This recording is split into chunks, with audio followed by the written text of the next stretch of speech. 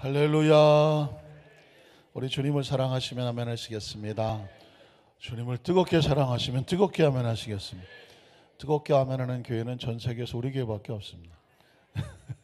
왜냐하면 제가 뜨겁게 사랑하시면 뜨겁게 아멘 하시겠습니다 그랬으니 어떻게 하면 좀 더 우리 하나님 앞에 하나님을 더 사랑하는지를 좀 고백하고 싶어 하잖아요. 하나님도 우리가 좀 더 뜨겁게 좀 더 하나님 앞에 간절히 나오는 심령을 기뻐 받으시는 줄로 믿습니다. 여러분 혹시 예전에 학창시절에 게임 같은 거 많이 하시죠? 요즘 말하는 컴퓨터 게임 말고 같이 모여서 뭐 싱얼롱 해서 기타 치고 노래도 부르고 또 노래도 배우고 그러다 보면 또 게임에 맞춰서 여러 가지 함께 하는 그런 게임들을 하는데 보통 제가 예전에 게임 윈도를 참 많이 했던 기억이 있어요. 근데 가장 처음에 아주 쉽게 가장 기본적으로 누구나 쉽게 따라할 수 있는 게임 중에 대표적인 것이 뭐냐면 지난번에도 한번 했지만 솔로몬이 가라사대예요. 솔로몬이 가라사대. 나는 안다. 모르십니까? 진짜 재밌어요. 우리 교회는 제가 늘 하는 게 새로 하는 거예요. 그래서 목사님 언제나 이렇게 말씀도 새로운 말씀만 하시고 게임을 하셔도 그냥 새로운 게임만 하시고 자, 솔로몬이 가라사대라는 것은 뭐냐면 제가 여러분에게 뭘 하라고 지시할 때 여러분이 제가 꼭 솔로몬이 가라사대라고 앞에 단서를 붙였을 때만 따라 하셔야 되는 거예요. 무슨 말인지 아셨죠? 한번 손 한번 들어보세요. 자, 이렇게 손을 반짝반짝. 예. 지금 손 드신 분들은 다 나와서 엉덩이로 이름을 쓰셔야 되니. 왜 그렇죠? 앞에 뭘 안 했어요? 솔로몬이 가라사대를 안 한 거죠. 그러니까 제가 분명히 단서를 드렸어요. 솔로몬이 가라사대 할 때만 따라 하셔라고요. 제가 그 말을 안 했으면 절대로 따라 하시면 안 되는 거예요. 아셨죠? 아까 막 손 들고 그러니까 좀 힘드셨을 것 같아요. 우리 박수 한번 칠까요? 할렐루야. 네, 박수 치신 분들은 다 나와서 엉덩이로 크게 이름을 쓰시거나 뭔가 개인기를 발휘하셔야 되는 거예요. 아셨죠? 네, 그래서 이게 굉장히 쉬울 것 같지만 정신 바짝 차리지 않으면 나도 모르게 그냥 훌떡 사회자가 말하는 대로 넘어갈 수가 있어요. 여러 가지를 할 때 예를 들어서 뭐 키보드가 반주 하나 시키 한번 눌러버릴래요? 예, 저 시집가려고 뻗떡도 안 하네. 정신 바짝 차리고 있네 진짜. 예, 지금 이제 게임 모드로 들어가 있기 때문에 솔로몬의 가라사대를 해야 되죠. 자, 우리 솔로몬의 가라사대 두 손 한번 높이 들겠습니다. 예, 안 드신 분들은 걸린 사람이에요. 왜? 제가 뭐라 그랬죠? 솔로몬이 가라사대 했습니다. 자, 솔로몬에서 손 다 같이 드셔야 되죠. 다 드셨어요. 안 드신 분들은 나오셔서 엉덩이 한번, 엉덩이란다. 휘프로 한번 이름 쓰실라고? 자, 들었죠? 손들님 우리 순복음 뭐 하죠? 할렐루야 하잖아요. 할렐루야. 예, 역시 흔드신 분들은 다 걸리신 분이라니까. 아이고. 손 아까 솔로몬이가 손 드셨잖아요. 손 들고 있으면 좀 힘들고 어렵죠. 조금만 더 일들다가 한꺼번에 내립니다. 하나, 둘, 셋. 네, 내리신 분들은 다 걸리신 분들. 우리 장로님들은 하나, 둘, 셋 했더니 더 올려요. 안 걸린다 이거죠. 자, 이제 내리세요. 네, 내리신 분 우리 이장님 걸리신 분이. 제가 뭐를 안 했나요? 솔로몬이 가라사대 안 했습니다. 자, 솔로몬이 가라사대 손을 내리시기 바랍니다. 자, 그러니까 이게 이렇게 되면은 정신줄을 놓을 수가 있어요? 놓을 수가 없어요? 놓을 수가 없죠. 놓을 수가 없습니다. 사실 우리가 건강하려면 박수를 많이 치셔야 돼요. 그래서 박수를 이렇게 많이 치면 손에 여러 가지 자극이 돼서 굉장히 건강하다는. 그래서 응원할 때도 무슨 박수? 337 박수 하지 않습니까? 자, 우리 337 박수 시작합니다. 짝짝짝. 네, 여전히 따라 하시는 분이 계십니다. 여전히 따라 하신다. 왜 따라 하면 안 되죠?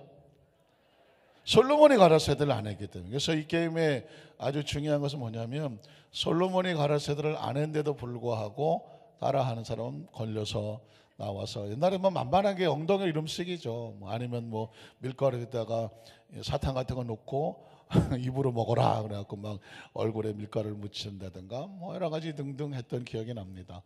자, 그런데 그냥 게임이니까 그렇지만 그 게임에도 숨은 법칙이 하나 들어있죠. 반드시 솔로몬이 가라사대라고 하는 주권이 있는 거예요. 주권이요. 그 말이 전제됐을 때에만 따라 하셔야 되는 거죠. 신앙생활하고 얼마나 똑같은지 몰라요. 신앙생활은 누가 가라사대예요?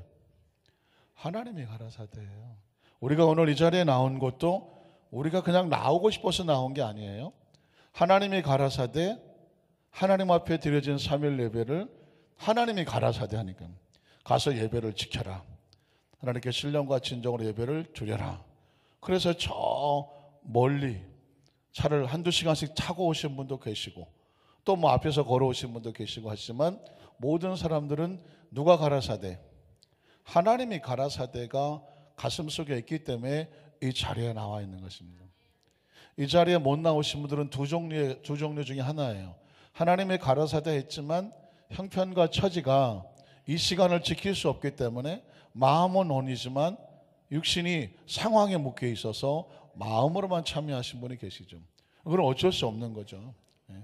그렇지만 또 하나님이 가라사대를 알지만 지금 하나님이 가라사대가 아니라 우리 딴 데서 가라사대 하는 바람에 글로 끌려간 사람도 있을 수가 있단 말이죠. 그래서 예배는 제가 지킴이라고 말씀드렸죠. 한번 따라 하실까요? 우리는 하나님이 가라사대 예배를 지킵니다. 예배를 지키는 거예요. 예배는 지키는 거죠.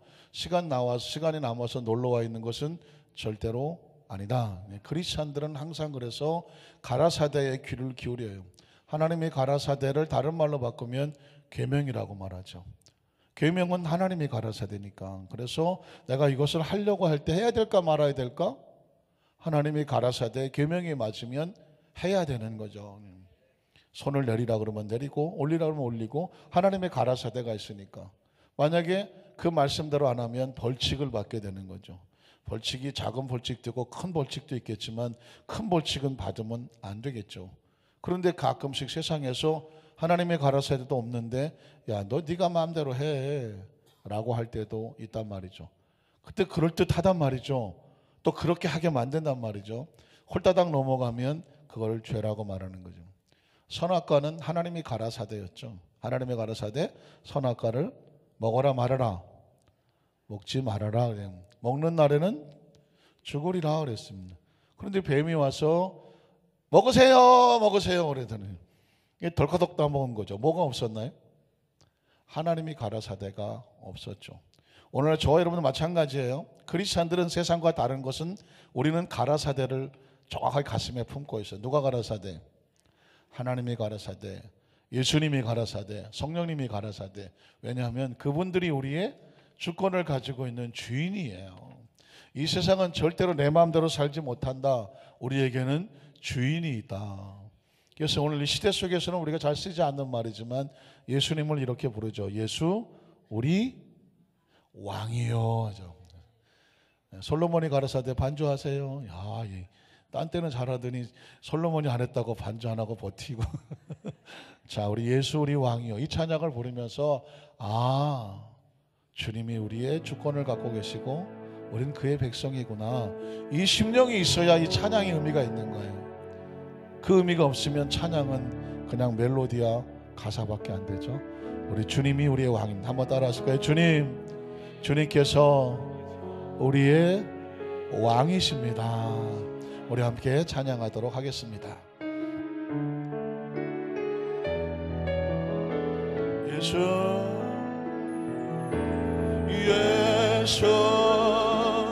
우리 왕이여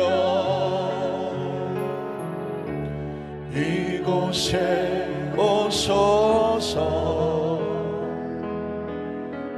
보좌로 주여 임하사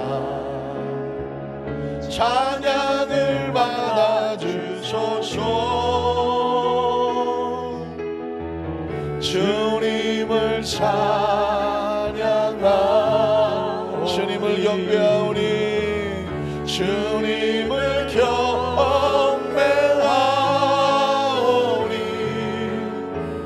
왕이신 예수여 오셔서 찾아와사 다스리소서 예수 우리 왕이여 예수 우리 한번 다 같이 일어나실까요? 왕 앞에 왔으니까 두 손을 높이 드시고요 주님을 모셔드립니다. 우리의 우리의 주인 앞에 우리의 마음과 손을 올려드립니다. 주님 이곳을 보다 삼고 임하시옵소서. 찬양을 받아 주시옵소서. 주님을 찬양합니다. 주님을 찬양하오니 주님을 경배합니다. 주님을 경배하오니 왕이신 예수여 오셔서 자정하사 다스리. 다시 두 손을 가시며 또 예수 우리 왕이여 주님 이곳에 오소서. 보좌로 주여 우리의 찬양을 받으소서. 찬양을 받아 주소서. 주님을 찬양하오. 주님을 경배하오니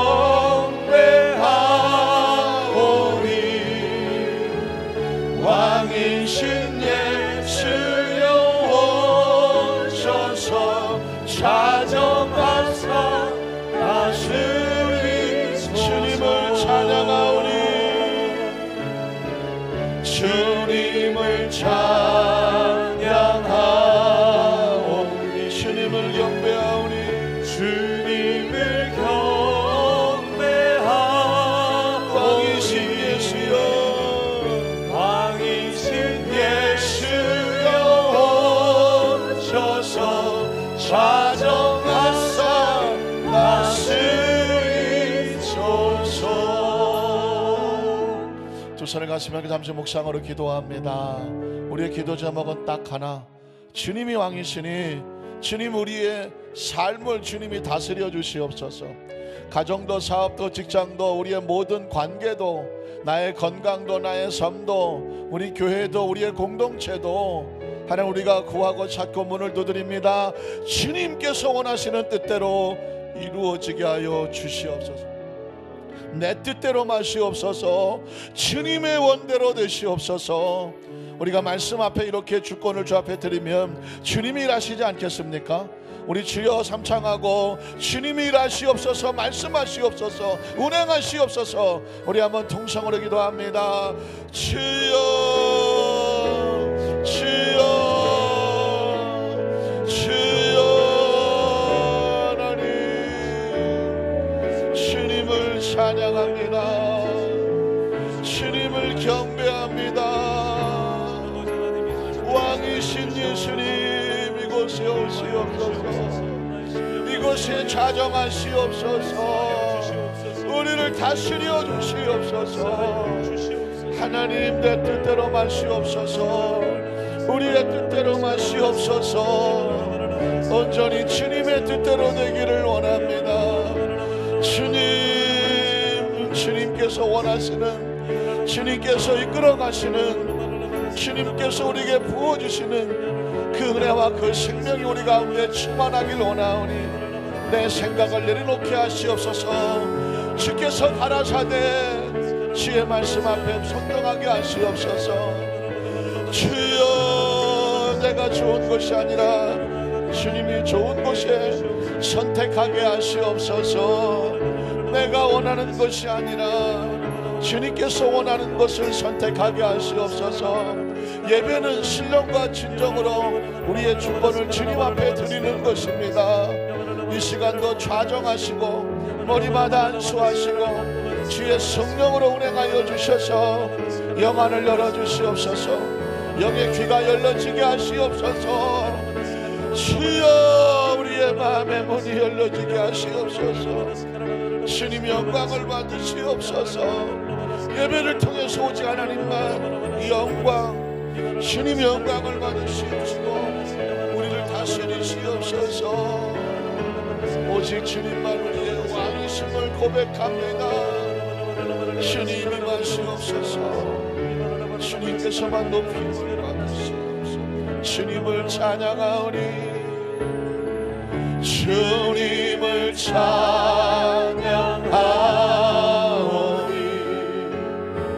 주님을 경배하오니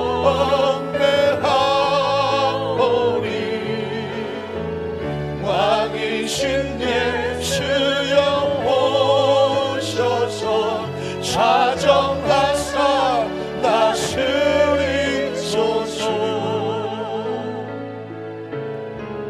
주님을 찬양하오니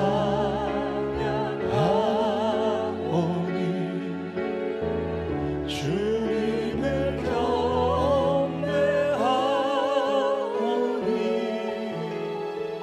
왕이신 예수여 오셔서 좌정하사 다스리소서.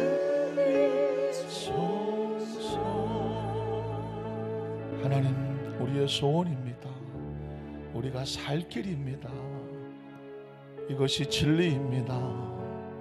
이것이 올바른 창조의 질서입니다. 이것이 하나님께서 원하시는 것이 아닙니까? 이것이 예배가 아닙니까? 이것이 기도가 아닙니까? 이것이 바로 하나님의 자녀된 하나님을 높이는 신앙의 모습이 아닙니까? 주님, 주님을 찬양하고 경배합니다. 온전히 주님만이 우리의 주인이 되시길 원합니다. 우리의 뜻대로 마시옵시고 아버지의 뜻대로 되기를 원합니다. 우리가 원하는 방향이 아니라 주님께서 원하는 방향으로 우리를 이끌어 주시옵소서. 우리가 원하는 결과가 아니라 주께서 원하시는 결과로 우리 가운데 열매를 맺게 하여 주시옵소서. 이 시간 내 뜻대로 안 된다고 서운하거나 섭섭하거나 속상하거나 시험에 드는 어리석음이 없게 하여 주시옵시고, 주께서 원하시니 기뻐합니다. 주께서 원하셨으니 감사합니다. 주께서 이끄셨으니 영광입니다. 주께서 우리를 끌어가시니 안전입니다. 생명이고 평안입니다. 하나님, 온전히 예배를 통해서 신령과 진정으로 주님만 영광을 받아 주시옵소서. 그것이 우리의 기쁨이 되게 하시며 생명이 되게 하시고 치유가 되게 도와주시며 은혜가 되게 하시고 우리의 능력이 되게 하여 주시옵소서. 예수님 이름으로 간절히 축복하고 기도드리옵나이다. 아멘. 자고 계시면 적어도 3분 이상에게 하나님이 당신을 사랑합니다, 당신을 축복하십니다, 예수님 안에서 좋은 일은 합니다, 주님이 우리의 왕이십니다. 할렐루야. 어떠십니까? 주님께서 우리의 왕이 되십니다. 주인이 되십니다. 주인이 있다는 것이 여러분 얼마나 감사한지 아십니까? 가끔씩 보면 세상에 이런 일이, 그런 TV 프로그램에 보면 주인은 개를 저 진도 완도 섬에 가서 개를 버렸어요. 개를 버렸어. 몇 년씩 기르다가 귀찮다고 불편하다고 버렸어요. 그런데 그 개는 그 자리에서 1년이고 2년이고 삐쩍 마르고 지저분하게 죽어가면서도 그 자리를 떠나지 않더랍니다. 그리고 시커먼 그 자기 주인의 차와 비슷한 색깔의 차가 지나가면 그 차를 향해서 달려간답니다. 왜 그랬을까요? 누굴 기다리나요? 주인을 기다리죠. 그걸 볼 때마다 참 뭉클뭉클하죠. 걔가 충성된 짐승인데 참 충성되죠. 그러다가 때로 차에 치여 죽기도 하고 그냥 그렇게 병들어 죽기도 합니다. 가끔씩 그걸 보면서 개만도 못하다 소리를 저럴 때 보면서, 그렇다, 충성도에 있어서 저 정도 충성을 하는 개라고 하면 사람보다 낫지 않냐? 라는 표현을 쓸 때가 있죠. 우리의 신앙은 얼마나 충성될까요? 달면 삼키고 쓰면 뱉어버리진 않는가요? 우리 예수 우리 왕이요, 이런 찬양을 부를 때는 가사 멜로디가 아니라 주여 우리가 충성되게 하시옵소서. 우리의 신앙에도 이런 결단과 각오가 필요한 줄로 믿습니다. 오늘 3일 예배 나오신 우리 성도님들은 이 자리에 편안하고 머리켜서 나오신 분만 있지는 않을 거예요. 여러 가지 힘들고 어렵고 정말 나올 수 없는 가운데로 나오셨지만 주님께서 그 눈물을 아시고 그 마음도 아시고 그 기도도 아시고 그 중심도 아시고 충심도 아셔서 하나님 더 큰 은혜가 임하시기를 주님의 이름으로 축원합니다. 한번 따라하실까요? 누가 당신의 아버지이십니까? 우리 한 번 더. 누가 당신의 아버지이십니까? 이런 제목으로 말씀 은혜를 나누기 원합니다. 제가 아까 솔로몬이 가라사대 했는데 왜 게임에 솔로몬이 나올까? 솔로몬은 예수를 믿는 사람이든 믿지 않는 사람이든 솔로몬을 모르는 사람은 없습니다. 솔로몬 하면 누가 떠오를까요? 지혜로운 것이 떠오르요. 지혜로운 왕, 그죠? 솔로몬의 지혜는 그 전에도 없었고 그 이후에도 이런 지혜를 가진 왕이 없을 것이다 라고 성경에 기록될 정도입니다. 솔로몬이 굉장히 지혜로운 왕으로서 대명사로 되어 있습니다. 솔로몬이 지혜로웠다는 것은 그가 하나님의 영으로 받고 나서 어떤 솔로몬의 재판이 하나 있었죠. 그래서 솔로몬 하면 또 재판이 떠오르죠. 재판이 기억나실까요? 두 명의 창녀가 있었어요. 어쩌다가 이 창녀들이 같이 임신을 하고 동시에 아들을 낳습니다. 그래서 이제 어느 날 뭐 거의 같은 방을 쓴 모양이죠. 같은 병에 애를 안고 잤는데 뭐 기억하시는 것처럼 미런 곰탱이 같은 게 자다가 애를 그만 질식사항이요. 깔고 누워갖고는 애를 죽게 만들었습니다. 정신을 차리고 보니까 자기 애가 죽었죠. 순간 보니까 내 애는 죽었는데 저 애는 살아있는 거죠. 그때 생각이 조금 잘못 돌아가죠. 어떻게 돌아갑니까? 하나님이 가라사대가 아닌데 지 마음대로 가라사대 아이를 어떻게 하자? 바꾸자 하죠. 아이를 바꿉니다. 그리고 마치 아무 일도 없었던 것처럼 주무십니다. 마치 아무 일도 없었던 것처럼. 사실 주무셨겠어요? 그냥 자는 척 했겠죠. 아침에 깨어보니까 난리가 났습니다. 아무 일도 모르고 영문도 모르는 옆에 있었던 그 아이 엄마는 기절초풍을 했습니다. 자기 아이가 죽어 있었습니다. 그리고 반사적으로 저 집 아이를 보겠죠. 그 아이를 봤는데 가만히 보니까 이 아이가 내 아이예요? 내 아이가 아니에요. 내 아이가 아닌 거예요. 아무리 애가 뭐 태어나 비슷비슷하게 생겼다고 할지라도 자기 아이는 안단 말이죠. 그 저 집 아이를 보는 순간 누구 아이예요?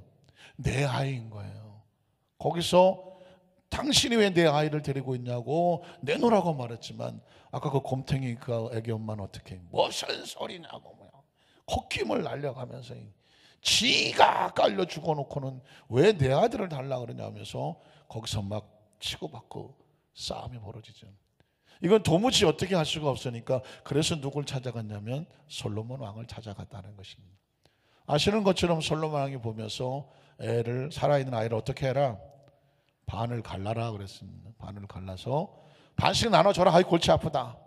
아 그랬더니 아까 그 곰탱이 형 부리부리 어떻게 했습니까?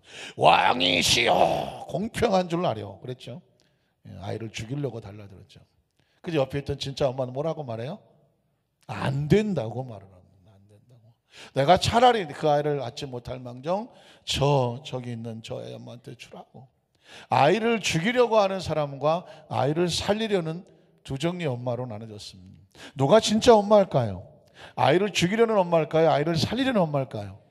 아이를 살리는. 진짜 엄마는 아이를 살린다는 것입니다. 그래서 솔로몬이 보고 이 사람이 진짜다. 뭐 그게 이제 성경의 스토리인데 제가 좀 각색을 해봤어요. 솔로몬이 그날따라 좀 상태가 안 좋으셨어. 그래서 그렇게 보니까 아이 그냥 어차피 누가 키울 건데 지가 자기 엄마한테 줘버려라 하고 그 집에 줘버렸어. 그래 그 억울하게 엄마는 아이를 빼앗겼어. 그렇지만 아이를 빼앗겼지만 그 아이 곁을 떠나야 떠나지 못해요. 떠나지 못하고 그 옆에서 아이를 보면서 억울하지만 혹시나 아이가 도움이 필요할 때 그 아이를 돕기 위해서 그 모든 모멸과 수치를 참아가면서 그 옆에서 살아. 가짜 엄마는 지 아이라고 막 하면서 씩씩거리면서 아이를 키우고 살아. 문제는 점점 이 아이가 커가다가 보니까 하는 짓이 누구를 닮은 것 같아요? 자기를 키워준 가짜 엄마하고는 하나도 안 닮았어. 누구를 닮았어요? 그 옆집에 솔로몬의 재판에서는 져버린 진짜 엄마를 시간이 갈수록 점점 닮아가는 거예요. 그래서 동네 사람들이 수군거리기를 시작합니다. 아니, 이 애가 점점 갈수록 누굴 닮아? 지 엄마를 안 닮고 저 집 엄마를 닮아가네. 그러다가 보니 아이고, 이 아이가 누구 아이인가비요? 이 집 아이가 아니라 저 집 아이인가비요. 왜? 모양도 닮아가고 하는 행동도 닮아가고 모든 모습이 저 진짜 엄마를 닮아가. 그 모습을 바라면서 이 가짜 엄마가 마음이 불안하고 초조하고, 이게 점점 자기는 죄책감에 견디다 못해 도망가시고, 또 돌아가시고 너무 매정하니까 밤새 도망을 가시고, 결국은 이 아이는 친엄마를 찾아서 행복하게 잘 살았답니다. 제가 만든 거예요. 제가 만들었어요. 오늘 말씀을 묵상하다가 이것도 이게 스토리가 되겠다. 점점 좀 흥미진진하죠. 어때요? 문제는 뭐냐면 아버지와 아들 또는 엄마와 아들, 뭐 아버지와 딸, 부모와 자식은 닮는다는 것입니다. 닮아야 자식이죠. 닮아야 자식이죠. 혹시 내 자식인데 나를 하나도 안 닮았다. 그 요즘 그래갖고 유전자 검사하러 가지 않습니까? 유전자 검사를 했는데, 보통 부모하고 자식은 유전자 검사하면 거의 DNA가 일치를 하죠. 근데 간혹 가다가 DNA를 일치했는데 아니요. 그래서 가끔씩 DNA 검사가 나와갖고 친자식인 줄 알았더니 친자식이 아니어갖고 막 가정에 불화가 생기는 그런 사고도 과학이 발달하다 보니까 생길 수가 있어요. 세상의 원칙은 뭐냐? 자식은 누굴 닮아야 되냐면 부모를 닮는 거예요. 오늘 성경은요, 내용이 상당히 깊습니다. 그리고 상당히 치열합니다. 예수님하고 유대인들하고 치열하게 설전과 치열한 논리 싸움이 벌어지고 있는 것입니다. 이게 왜 중요하냐면 크리스찬들에게 아주 정확하게 요구되는 하나님의 선포가 있기 때문에 그렇습니다. 자, 어떤 싸움이냐면 유대인들은 계속해서 우리가 아브라함의 자손이다. 아브라함의 자손. 아브라함의 별명이 뭐죠? 믿음의 조상이에요. 노아 시대 이후에 모든 생명이 다 끊어졌어요. 새로운 세대가 출발을 하는데 하나님께서 새로운 믿음의 족속을 출발시키기 위해서 누구를 선택하냐면 아브라함을 선택했단 말입니다. 그래서 아브라함이 첫 믿음의 사람이에요. 믿음의 사람. 그래서 믿음의 조상이고 네 자손이 하늘의 별 같고 땅에 모래와 같이 많을 것이다. 그래서 이스라엘 백성은 아브라함의 자손이란 그거 하나만 가지고도 하나님의 선택된 백성, 그래서 아브라함의 자손에 대한 프라이드를 가지고 있단 말입니다. 예수님 앞에 와서도 우리는 아브라함의 자손이라고 우기는 것입니다. 그런데 예수님 뭐라고 말씀하냐고? 너희가 어림도 없는 소리 하지 마. 너희는 절대로 아브라함의 자손이 아니다 라고 말하고 있습니다. 이 유대인들이 예수님을 십자가에 못 박아 죽인 이유 중에 하나는 뭐냐면, 예수님은 절대로 유대인들을 너희는 아브라함의 자손이 아니라고 말했습니다. 그러면 유대인들은 자기는 아브라함의 자손인데 아니라고 말하니까 근본 족속과 피와 족보가 날아가는 것이죠. 족보가 날아가는 겁니다. 이게 아주 치열하게 벌어지는데, 여기서 아주 중요한 것은 예수님께서 왜 이 유대인들을 아브라함의 자손이 아니라고, 그들이 가장 아프고 힘든 부분을 건드려서 목숨을 걸고 주님께서 싸우셨느냐? 그 첫 번째 이유는 뭐냐면, 오늘 성경에 보니까 유대인들이 한번 자기들이 믿음의 조상 아브라함의 자손이라고 우기는 내용을 한번 찾아보겠습니다. 자, 요한복음 8장 31절로 33절에 보면, 그러므로 예수께서 자기를 믿은 유대인들에게 이르시되, 자, 유대인들 중에서도 예수를 믿는 유대인이 있고 예수를 믿지 않는 유대인들이 있는 거예요. 복음을 전하니까 믿고 나오는 유대인들이 있고 믿지 못하는 유대인들이 있는데, 믿는 유대인들에게, 쉽게 얘기하면 크리스찬들에게 이렇게 말씀합니다. 너희 크리스찬들이, 이런 크리스찬에게 말하면 이 유대인들만 말하는 것이 아니라 누구에게도 해당되는 거죠? 저와 여러분에게도 해당이 되는 거예요. 자, 유대인들 이르되 너희가 내 말에 거하면 참으로 내 뭐가 되고? 제자가 되죠. 예수님을 구주로 믿으시면 아멘 하시기 바랍니다. 자, 믿는다는 단어에서 조금 더 구체적인 행동이 뭐냐면 그 말씀 안에 거하면이라고 말합니다. 자, 말씀 안에 거하면을 제가 아까식으로 표현하면 예수님이 가라사대 하면 움직이고, 예수님의 가라사대가 없으면 뭐 한다? 안 움직인다. 예수님이 가라사대 하면 가기 싫어도 가고, 예수님의 가라사대가 없으면 가고 싶어도 안 가고. 내 삶의 모든 이 기준은 누구다? 예수님이 가라사대예요. 이 말이 뭐냐면 너희가 내 말에 거하면 참으로 내 제자가 되죠. 제자는 누구의 말을 따른다? 스승의 말을 따라가죠. 예수님의 제자는 누가 스승이다? 예수님이 스승이다. 그러므로 예수님의 제자는 누구의 말을 따라간다? 예수님의 말을 따라간다. 그래서 예수님의 제자라는 것입니다. 자, 이게 원리예요. 지금 이 말은 원리입니다. 누구든지. 자, 그 다음 절에 보면 진리를 알지니 진리가 너희를 어떻게 하리라? 자유롭게 하리라.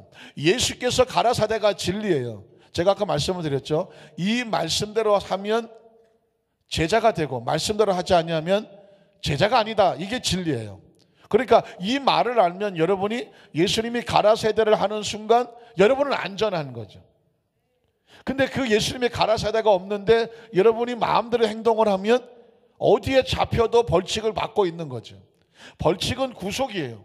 제가 아까 그랬죠. 나와서 엉덩이로 힙으로 이름을 쓰셔야 돼요. 예전에 하던 거예요. 여기 나와서 엉덩이로 이름 쓰는 거 난 괜찮다. 괜찮다 할 사람이 없죠. 뒤로 돌아서 갖고 이름을 막 써야 되는데. 글자 복잡한 사람은 아주 힘든데. 그리고 또 짓궂은 사람은 무슨 글씨인지 모르겠어요. 그러면 또 써야 되는데. 그러니까 이게 벌칙이란 말이죠. 벌칙은 왜 벌칙일까요? 내가 하고 싶지 않은 것에 구속돼서 규제와 통제를 받는 게 벌칙이란 말이죠. 그런데 예수의 가라사대라고 말씀하는 대로만 행하면 벌칙이 있어요, 없어요? 벌칙이 없죠. 벌칙이 없는 걸 다른 말로 바꾸면 자유로운 것이죠. 죄를 지면 감옥에 가죠. 감옥을 왜 갈까요? 뭘 잃어버리죠? 자유를 잃어버리죠. 감옥 가기 싫은 건 뭐냐면 자유를 잃어버리기 때문이에요. 죄는 자유를 빼앗아 버리는 거죠. 근데 우리가 죄를 짓지 않으면 어디를 안 가죠? 감옥에 가지 않죠. 감옥에 가지 않으면 뭐 하죠? 자유롭죠. 진리란 이런 것입니다. 말씀 안에 살면 너희가 자유로워져. 근데 누가 자유롭게 하냐면 예수 그리스도가 너희를 자유롭게 하고 그 예수 그리스도가 진리이기 때문에 진리가 너희를 자유롭게 한다는 것입니다.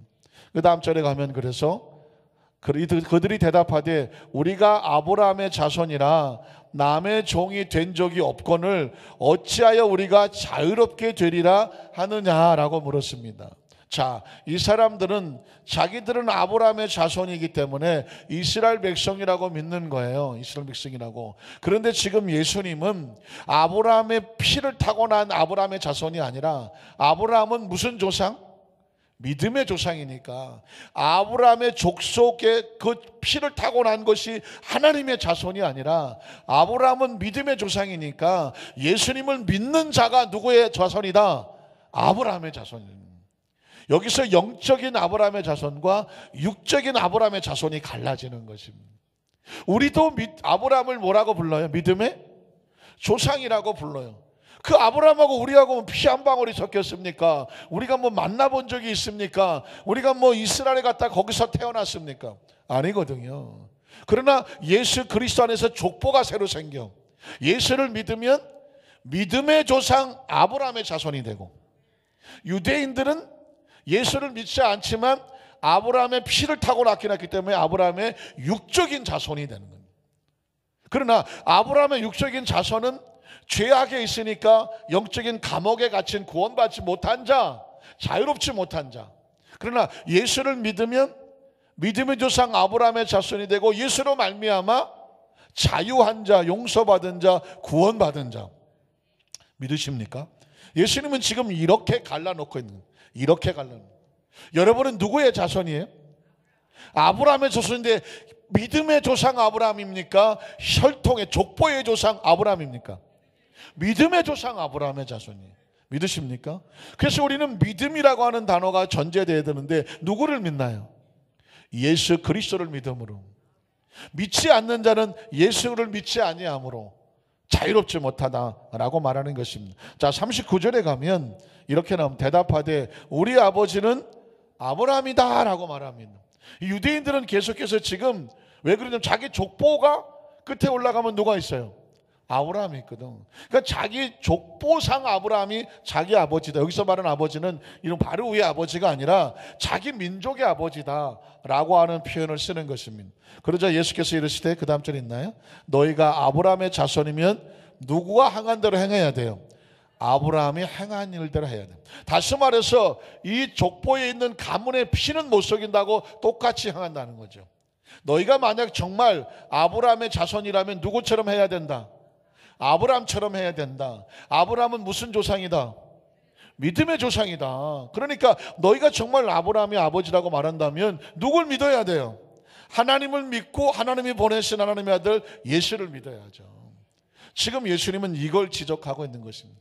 아브라함의 조상이라 아브라함이 아버지라고 말하면서 하나님을 믿지 않아, 예수를 믿지 않아. 그러면 너희는 아브라함의 자손인 것은 맞지만 누구의 자손은 아니다. 믿음의 조상 아브라함의 자손은 아니다 라고 말씀하는 것입니다.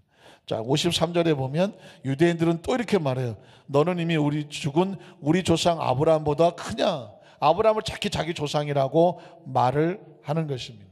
자, 그러면 두 번째로 넘어가면 예수님의 논리는 뭐냐면 너희 조상이 아브라함이라고 우긴다면 넌 누굴 닮아야 된다?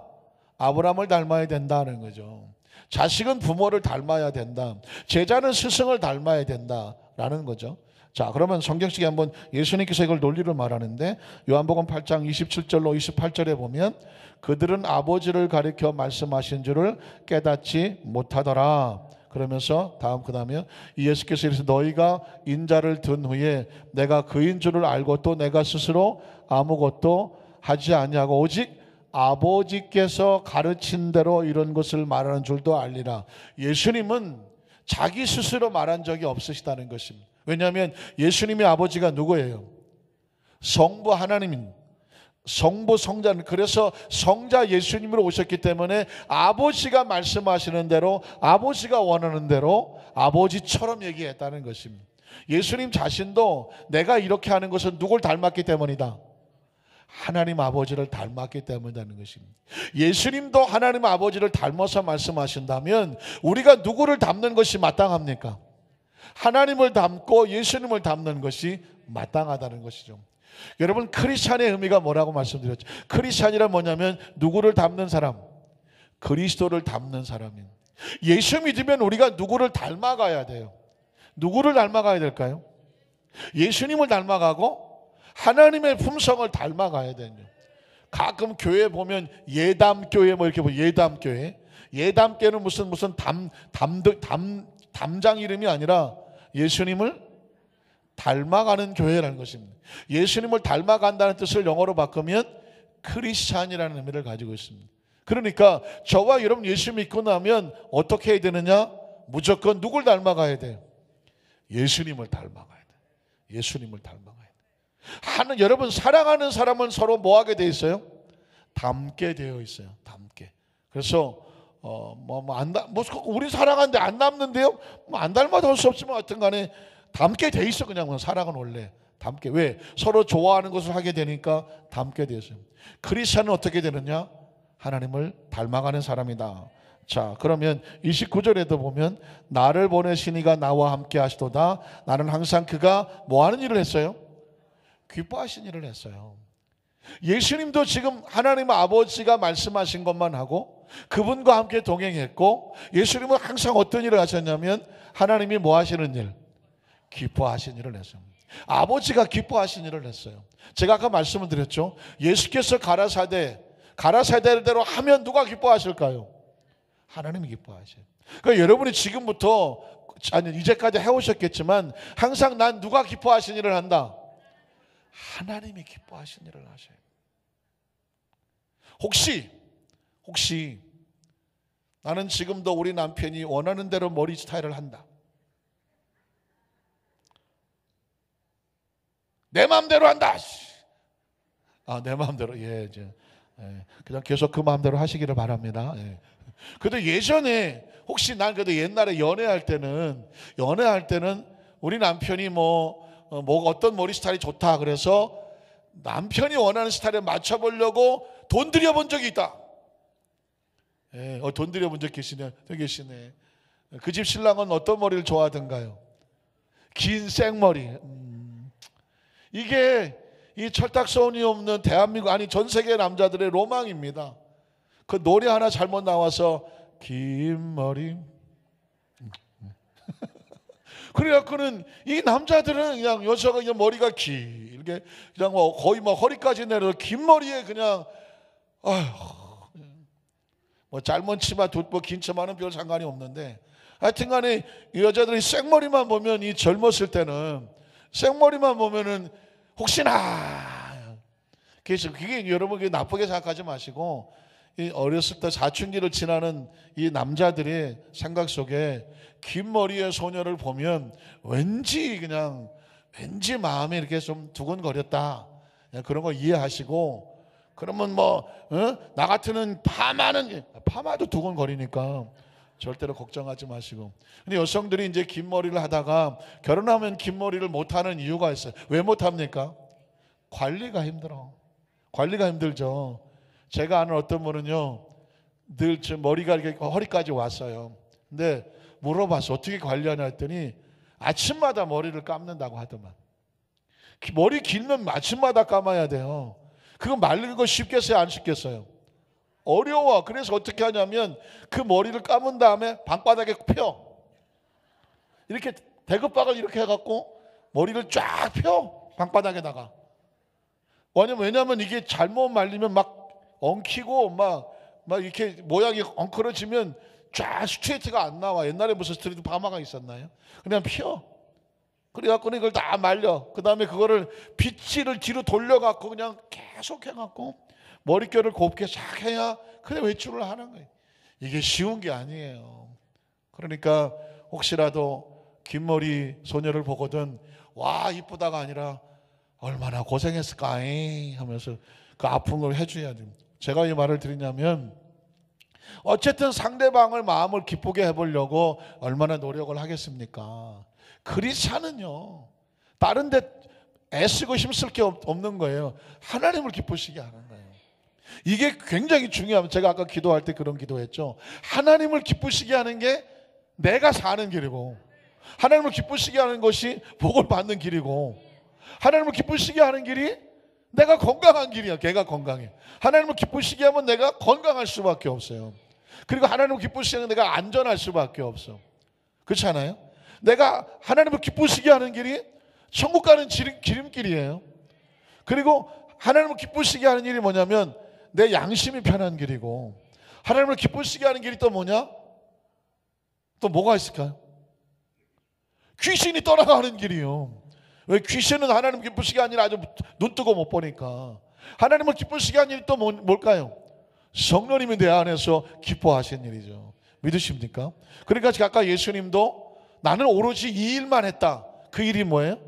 아버지께서 기뻐하신 일만 했다는 것입니다. 그러니까 그렇게 하나님을 닮아가는 것이 자식이면 누구를 닮아가라? 부모를 닮아가라. 자식이면 누구를 기쁘시게 하라? 부모를 기쁘시게 하라고 하는 것입니다. 그냥 족보상의 아브라함이 자기 아버지라고 그냥 난 족보가 그래 해놓고 멋대로 살지 말고 네가 정말 믿음의 조상 아브라함의 자식이면 그 아버지가 기뻐하고 아버지가 행한 일을 해라. 자 34절에 보면 왜냐하면 이런 속성이 있기 때문에 이렇습니다. 예수께서 대답하여 이르시되 진실로 진실로 너희에게 이르노니 죄를 범하는 자마다 누구의 종이다? 죄의 종이죠. 마귀를 기쁘게 하면 누구의 종이다? 마귀의 종이다. 하나님을 기쁘시게 하면 누구의 종이다? 하나님의 종이다. 그러니까 지금 내가 어떻게 살면서 어떤 행동을 하느냐, 어떻게 말하느냐, 어떤 선택을 하느냐는 그 선택 자체가 내 소속이 달라지는 거예요. 내 소속이 달라진다니까. 그러니까 여러분이 그냥 인생을 막 사는 게 아니에요. 매 순간마다 여러분의 소속이 어디에 있는지를 선택하고 사는 거예요. 하나님을 기쁘시게 하면 하나님의 나라를 선택한 거예요. 근데 마귀를 기쁘시게 하는 것을 찾다면 그 속에 마귀의 종으로, 죄의 종을 선택한 거예요. 그러니까 이거는 뭐 누굴 탓할 게 없어요. 매일매일 순간의 선택은 내가 내 소속을 선택하는 거예요. 여러분의 말 입술에 정말 긍정적이고 남을 칭찬하고 축복하고 감사하고 이런 입술이 말이 나온다? 말도 선택이에요. 그런 말을 한다? 여러분은 하나님의 자녀인 것을 증명하는 거예요.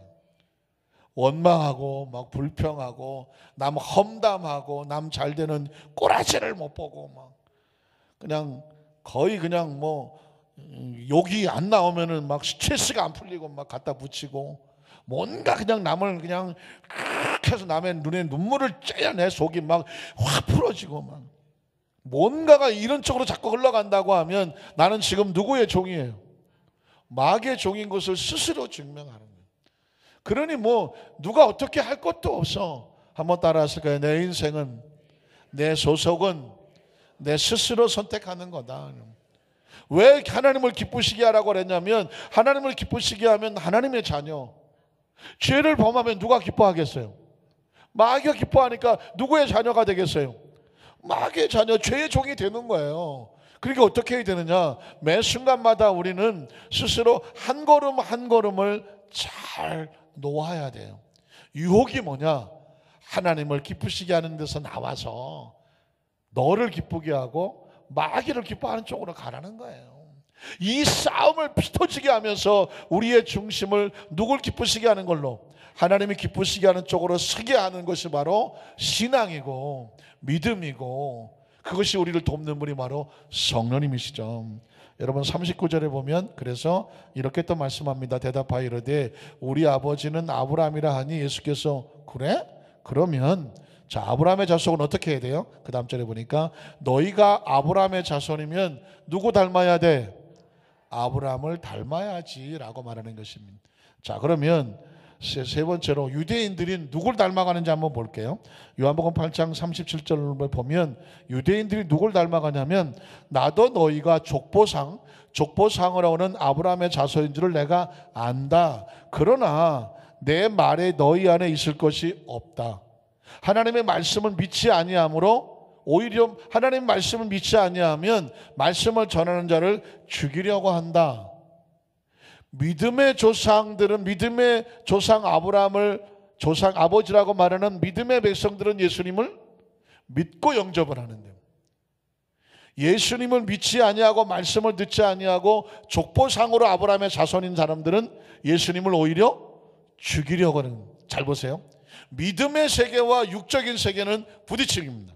타협이 안 돼요. 영의 세계에서 성령의 세계와 악한 영의 세계는 부딪히게 되어 있습니다. 의의 세계와 죄의 세계는 부딪히게 되어 있습니다. 선의 세계와 악의 세계는 부딪히게 되어 있습니다. 어떻습니까? 그러니까 성령의 역사와 악한 귀신의 역사는 부딪히게 되어 있기 때문에 예수님의 편에 서느냐 아니면 죄의 편에 서느냐 둘 중에 있지, 예수님을 믿으면서도 죄도 적당히 즐기는 이 세계는 없다는 것입니다. 죄가 들어오면 예수 믿는 사람이 미워. 귀신이 들어오면 주님의 일을 열심히 하는 사람이 미워. 아주 더럽게 미워. 아주 아유 저거는 그냥 저 혼자 잘났다고 말해. 기도는 왜 이렇게 크게 하고, 어디 가서 기도했더니 기도 크게 한다고 난리치는 사람입니다. 왜 이 기도를 이렇게 오래 하고 그냥 10분만 앉았다 한번 가면 되지 뭐 1시간씩.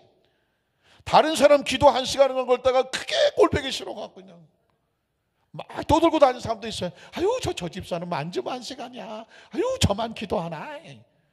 이런 얘기를 왜 하겠어요? 그 속에 하나님의 사람이 하나님과 더 가까이 신앙생활 하려고 하는 꼴을 못 보는 건요, 그건 귀신이에요. 그걸 기억하셔야 돼. 여러분 적당히는 없어요. 성령이 아니면 악령이에요. 어떤 사람이 전도를 열심히 하는데 아주 꼴보기 싫어. 아주 꼴보기 싫어. 왜? 저만 전도하나? 나도 왕년에 했어. 그거 뭐냐면 다른 사람의 전도 열심히 하는 걸 방해하려고 하는 귀신이 들어가서 그렇다니까요. 어떤 사람이 열심히 막 교역시키고 돌보고 신방하고 해요. 그런 사람한테는 꼭 시험거리가 하나 있네. 옆에 와갖고 너만 잘났냐? 너만 그냥 그래갖고 뭐 목사님이 너만 칭찬하냐, 그냥 너 때문에 뭐 그냥 나는 그냥 칭찬도 못 받는다. 왜 거기다가 화풀이를 본인도 열심히 신방하고 주의를 열심히 하면 되잖아요. 이런 이것이 왜 속에서 오냐면 그 속에 악한 영이 들어와서 그래요. 하나님의 사람들을 끊임없이 유혹한다니까요. 누가 열심히 하는 걸 보면서 내 마음에 야, 어떻게 저렇게 열심히 할까? 나도 열심히 할 수 있으면 좋겠다. 나 같이 도와줘. 이런 마음이 생기는 분은 성령의 역사예요. 근데 어떤 사람이 열심히 하는 게 아주 못 보겠다고 막 이러면 바로 지금 기도 날라가셔야 돼요. 기도 가서 막 3일도 힘들어. 일주일만 그냥 금식하셔야 돼. 일주일 금식하셔. 그래야 살아요. 만에 하나 그걸 그대로 안고 그냥 달고 다니면 그 사람 때문에 여러 사람 죽습니다. 여러 사람 죽어요. 어차피 예수 믿고 하나님의 자녀가 됐는데 왜 사람을 살리지 않냐고 다른 사람을 죽이냐 말이에요. 혹시라도 말씀을 듣는 가운데 주여 내게 주시는 말씀인 줄로 믿습니다라고 하면 은혜가 돼.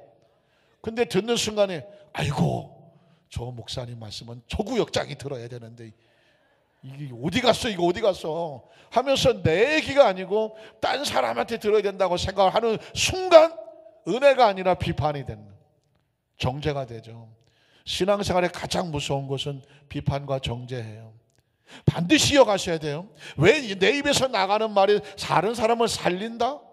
그 사람을 칭찬하고 격려한다? 혹시 뭐 좀 잘못되고 있으면 그 사람 어떻게 하면 좀 회복을 시킬까? 같이 거룩한 고민을 하면 그 속엔 성령의 역사가 나타나는 거예요. 그런데 누가 좀 잘못된 얘기를 들으면 아이코 한 소리 들었는데 딴 데 막 10명한테 전화를 해. 10명 들었어? 들었어? 못 들었어? 아이고 그것도 못 들었어. 그래갖고는 그 잘못된 얘기 또 잘못된 정보 아니면 가슴만 힘든 걸 갖다가 막 퍼뜨리고 나오면 이건 누가 그렇게 하는 거냐면 그건 귀신이에요. 성령은 살려요. 한번 따라서 성령님은 살리는 영이시다. 기도하는 사람은 살리려는 사람이다. 말씀은 생명의 양식이다. 은혜는 살리는 것이다. 여러분 살리는 거예요. 여러분은 살려야 돼요. 어차피 그런 얘기 들어보셨죠? 사랑하기도 우리에겐 뭐가 부족하다? 시간이 부족해. 사랑하기도 시간이 부족해. 용서하기도 시간 부족하고요. 사람 하나 살리는 것도 시간이 부족해. 그런데 그걸 죽이러 다니는데 열심을 내서 다니면서 소문내고 다니고 누가 어쨌다고 하면서 계속 퍼뜨리고 다니고 비판하고 정죄하고 남 잘되는 꼬라지를 못 보고 왜 눈은 맨날 이렇게 그냥 이렇게 올라가 계시고 안 돼요. 그러면은 사실은 본인이 죽는 거예요. 예수님 보세요. 예수님은 하시면서 무슨 일 하셨다고요? 아버지께서 기뻐하시는 일만 하셨어요. 한번 따라하실까요? 주여 우리는 하나님께서 기뻐하시는 말 하게 하시옵소서 하셔야 돼요. 사랑하는 성도 여러분 그래요. 우리는 기뻐하는 것만 해야 돼요. 자, 성령이 안에 들어오시면 예수님도 죽이려고 하니까 예수 안 믿는 예수 믿는 따라가는 사람은 죽이려고 달라드는 건 당연한 거지. 거기만 한번 쭉 찾아볼게요. 38절을 보면 나는 내 아버지에게서 본 것을 말하고 너희는 너희 아비가 따로 있다고 말해요. 아주 무서운 말입니다. 예수님은 하나님 아버지를 아버지라고 말했는데 예수님을 죽이려고 하는 사람, 정죄하고 심판하려고 하는 사람에게는 아버지가 따로 있다는 거예요. DNA 검사를 해봤더니 아브라함이 아버지가 아니에요. 아버지 들은 것을 행한다. 자, 그 아버지 누구예요? 39절에 보니까 대답하여 이르되 우리 아버지는 아브라함인데 예수께서 이르시되 그 다음 절 너희가 아브라함의 자손이면 아브라함이 행한 일을 해야 되는 것인데 40절 보면 지금 하나님께 들은 진리를 너희에게 말한 사람인 나를 죽이려 하는 것을 보니까 아브라함은 믿음의 조상이기 때문에 하나님에 대해서 이렇게 하지 아니하였느니라. 자, 41절에 가니까 너희는 너희 아비가 행하는 일을 하는도다. 너희 아비는 뭐 하는 사람이냐, 뭐 하는 존재냐면 하나님을 대적하고 예수님의 일을 방해하고 예수를 죽이려고 하는 존재 누구예요? 사탄과 마귀거든요. 자, 대답하되 우리가 음란한 데서 나지 아니하였고 정상적인 가정에서 낳고 아브라함의 자손인데 우리는 하나님을 아버지라고 믿는다고 말했어요. 자, 들어보세요. 잘 보세요. 근데 이거는 아멘 하시면 안 되는 상황이에요. 다시 말해서 이렇게 말하는 거예요. 예수님을 공격하고 죽이려고 들면서 그 사람이 우리 아버지가 하나님이라고 말하는 거예요. 하나님을 아버지로 믿는다면 예수님을 사랑해야 돼요? 죽여야 돼요? 사랑해야 되죠. 왜? 그 예수님이 어디서 왔어요? 하나님으로부터 왔거든요. 근데 유대인들이 그렇게 말하는 거예요. 예수님을 죽이려고 하면서 우리 아버지는 하나님이래. 그러니까 예수님께서 말씀하시기에 너희가 지금 착각했어. 너희 아버지 하나님 아니야. 너희 아버지는 따로 있어. 하면서 그 다음 절에 보면 예수께서 이르시되 하나님이 너희 아버지였으면 너희가 나를 뭐 해야 돼요? 사랑해야 돼요. 자, 예수님을 구주로 믿으시면 아멘 하시기 바랍니다. 예수님을 사랑하시면 아멘 하시기 바랍니다. 그러면 하나님이 아버지예요. 한 번 더 물을게요. 주의 일을 하는 사람을 사랑하시면 아멘 하시기 바랍니다. 주님의 일을 하는 사람을 돕고 싶으면 아멘 하시기 바랍니다. 이게 하나님의 자녀의 속성이에요. 생명을 살리고 싶으면 아멘 하시기 바랍니다. 어떻게든 돕고 싶으면 아멘 하시기 바랍니다. 이렇게 세워주고 싶으면 아멘 하시기 바랍니다. 이게 아버지가 하나님인 사람은 그 속에 속성이 이런 속성이 나와요. 그런데 자기는 아버지가 하나님이라고 말하지만 그 속에서 나오는 속성이 아버지 속성이 아니에요. 늘 불만하고 늘 비판하고 늘 손가락질하고 그냥 교구장이나 아니면 지역장이나 열심히 하려고 그러면 왜 내 허락도 받지 않냐고 하냐 그러면서 방해하고 막 거기서 비난하고 이렇게 말한다고 하면 하나님 일을 기뻐하지 아니한다면 그 사람이 아버지가 누굴 것 같아요? 하나님은 아니야. 일단 아버지를 내가 잘 모르겠지만 하나님 아버지는 아니야. 하나님 아버지의 자녀들은 어떻게 한다? 하나님의 일을 기뻐하는 거예요. 예수님의 일을 기뻐하는 거예요. 근데 유대인들이 자기 아버지가 하나님이라고 그러는데 예수님을 죽이려고 하는 거죠. 예수님께서 그래서 너희가 너희 아버지를 잘못 알고 있다. 그래서 43절 한번 가볼게요. 어찌하여 내 말을 깨닫지 못하느냐? 이는 내 말을 들을 줄을 알지 못한다. 예수님 말씀을 알지 못한다. 그러면서 그 다음 절에 보면 너희는 충격적인 말이 나옵니다. 너희 아버지가 따로 있는데 그 아버지가 누구예요? 마귀라고 말하고 있습니다. 여러분 보십시오. 하나님이 여러분의 아버지이십니까? 정확하게 하세요. 하나님이 여러분의 아버지입니까? 그렇다면 아버지가 좋아하는 걸 해야 돼. 아버지가 기뻐하는 일을 해야 돼. 아버지께서 원하시는 일을 해야 되고 아버지의 속성이 내 안에서 나와야 돼요. 그런데 예수를 믿는 하나님의 자녀인데 그 사람은 늘 불만이야. 늘 싸워. 늘 자기가 주인이야. 늘 회방해. 늘 남이 잘 되는 꼴을 못 봐. 지역장 구역장 열심히 하는 상대를 보면은 왜 그러냐고 하면 너만 잘났냐고 그래. 이게 이런 속성이 나오는 것은 하나님으로부터 나오는 속성입니까? 아니면 마귀로부터 나오는 속성입니까? 마귀로부터 나오는 속성이에요. 그래서 이 이야기는 제가 아까 그랬죠. 아주 중요한 얘기다. 교회 다닌다고 다 하나님의 아버지냐? 아니라니까. 교회 와 있는데 아버지가 다른 사람이 와서 앉아 있다니까. 아버지가 달라. 아버지가 마시요 마시. 죄송해요. 우리나라 마시가 아니고 미국 사람인가 봐. 영어로 써 사탄이야. 아버지가 사탄. 그러니까 그 속에서 나오는 속성이 사탄의 속성이 나온단 말이에요. 우리가 정신을 바짝 차릴 것은 뭐냐면 멀쩡한 사람도요 아버지가 바뀌는 수가 있어. 왜? 내 안에 마귀가 들어오고 귀신이 들어오고 내 스스로 나를 통제하고 지배하지 못하고 내 혈통을 잘 지키지 못하면 내 속에서 사탄의 속성이 나온다면 아버지가 바뀐 거라니까. 오늘 이 이야기는요 예수님이 유대인들에게 너희가 지금 뭘 잘못했는지를 정확하게 알려주거든요. 지금 안타깝겠지만 이스라엘 백성은요 아직도 이 이야기를 몰라요. 아직도 지네들은 아버지가 아브라함이라고 말하고 진짜 아버지를 하나님을 믿는다고 말해요. 그래서 구약 성경을 믿고 야훼 여호와 하나님을 믿는다고 말해요. 그러면서 예수님을 믿지 않아요. 예수님을 십자가에 못 박아 죽였어요. 세상에서 제일 전도하기 힘든 데가 이스라엘이에요.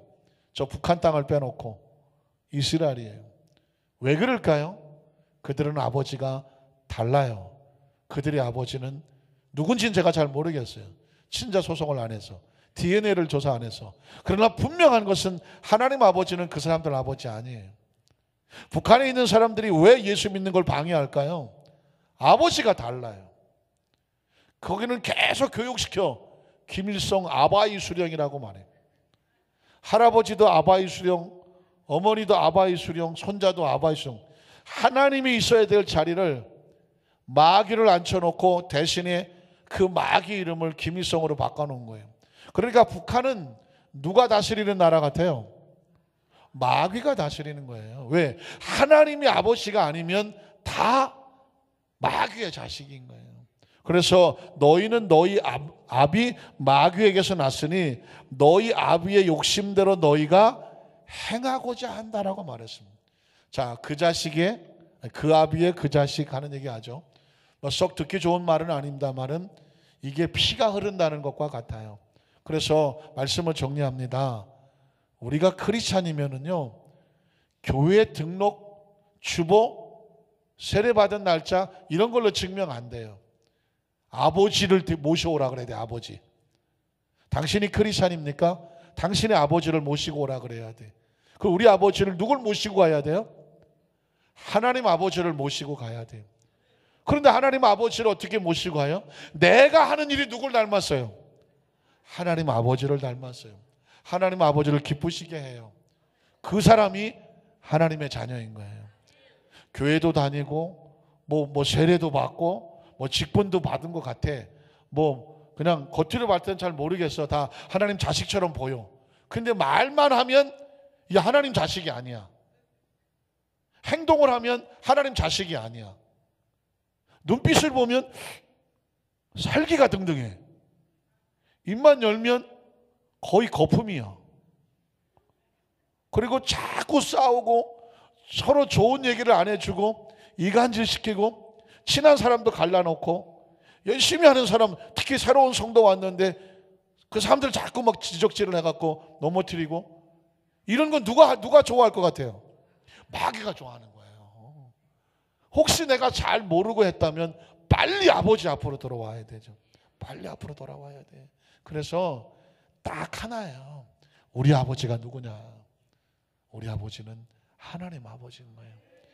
당신의 아버지가 하나님을 어떻게 하느냐? 나 하는 걸 보라고. 내 말을 들어보라고. 내 삶의 가치와 목적과 방향을 지켜보시라고. 나는 하나님 아버지가 기뻐하시는 일에 목숨을 건다고.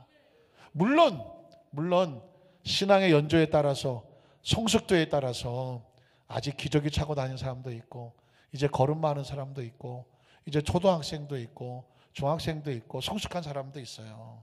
그러니까 우리는 혹시 기저귀 찰 정도로 이제 막 신앙생활 하는 사람, 어린아이 같은 사람을 보고 절대로 우리가 먼저 성숙했다고 손가락질하면 안 돼. 우린 아버지가 같기 때문에 다 형제와 자매잖아요.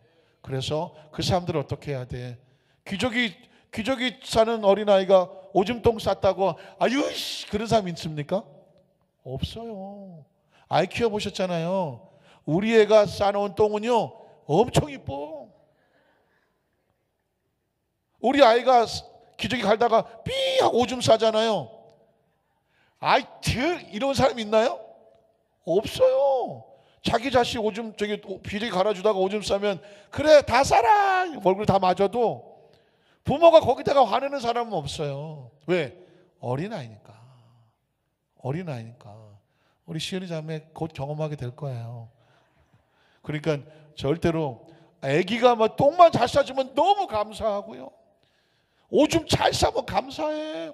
기저귀 세워놔서 기저귀 값은 좀 들더라도 아기가 똥도 안 싸고 오줌도 안 싸봐요. 큰일 난다니까 그거. 그 똥 안 나와서 기도해달라고 하는 사람도 많았어요. 목사님 우리 애가 똥이 안 나와요. 기도해 주세요. 주여 똥을 사발로 싸게 하여 주시옵소서. 왜? 나와야 되니까. 나와야 된다니까요. 그게 더러운 게 아니에요. 어린아이한테는. 여러분 그거 얼마나 정말 건강하고 사랑스럽냐고 아이한테는. 그런 것처럼 그런 것도 다 봐주면서 키운다 그 얘기예요. 예수 믿는 사람은 그래서 저 사람이 조금 부족해 보이고 그러면 아직 좀 어린아이인가 보다. 잘하는 과정인가 보다 하면서 기다려주고 배려해주면서 어쨌든 우리 공동체 안에서는 하나님이 기뻐하니까 예수님도 기뻐하고 우리도 기뻐하고 어떻게 돼요? 같이 기뻐해서 막 웃음소리가 차고 넘쳐요. 믿으십니까? 그걸 천국이라고 말하는 거죠. 우리 한산교회 우리 모든 성도님들이 하나님 아버지와 함께하는 살아도 천국, 땅에서 있어도 천국, 하늘의 천국의 백성 되기를 주님의 이름으로 축복합니다.